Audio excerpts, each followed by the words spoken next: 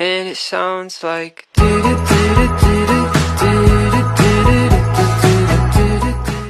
Halo everyone, di sini saya akan menjelaskan tentang emosi dan komunikasi. Kecerdasan emosi muncul dari perasaan marah, bahagia, sedih, maupun kecewa.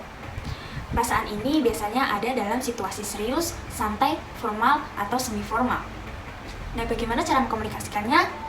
Dengan melalui cara berbicara, verbal atau non-verbal secara efektif. Pengertian emosi menurut Perhali yang saya ambil di sini menurut Goleman.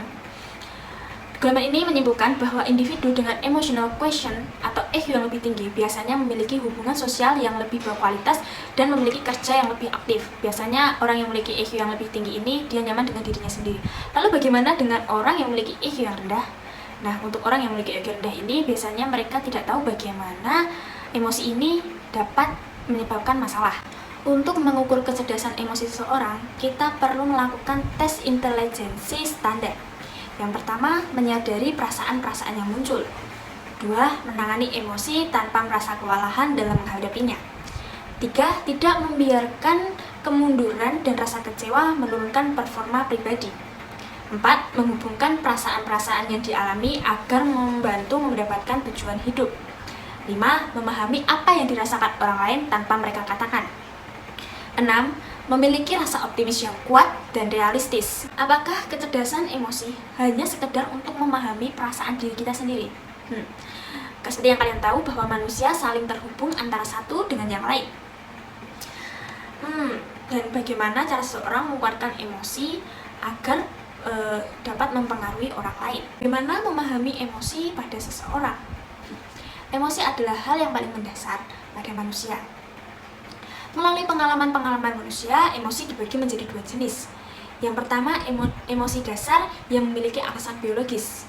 Biasanya emosi ini itu bersifat instiktif dan universal. Yang kedua, emosi hasil belajar dari interaksi sosial. Kemampuan untuk merasa marah dipengaruhi oleh interaksi sosial yang terjadi pada masyarakat. Melalui hal-hal yang kita pelajari, kita bisa merasakan emosi pada seseorang. Kita dapat mendefinisikan emosi sebagai pengalaman dan interpretasi pada sensasi internal yang terbentuk oleh 1. Fisiologi, 2. Persepsi, 3. Bahasa, 4. Pengalaman-pengalaman sosial. Yang pertama ada pengaruh fisiologis pada emosi.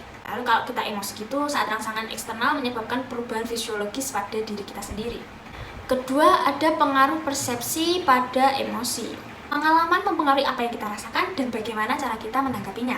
Kemudian ada pengaruh sosial terhadap emosi. Emotional communities mengajarkan kita bahwa memahami dan mengekspresikan emosi. Contoh dalam lingkungan keluarga, lingkungan teman, komunitas agama, komunitas yang lain, dan sebagainya.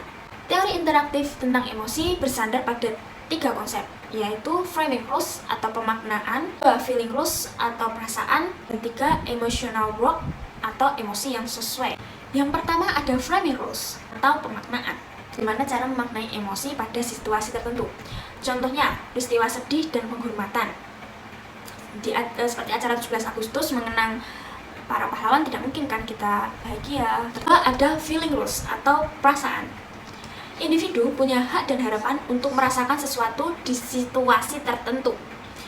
Feeling rules mencerminkan dan mengabadikan nilai-nilai budaya dan kelompok sosial. Contohnya, di Semai Malaysia, kemarahan akan membawa nasib malang. Mereka akan menghindari amarah.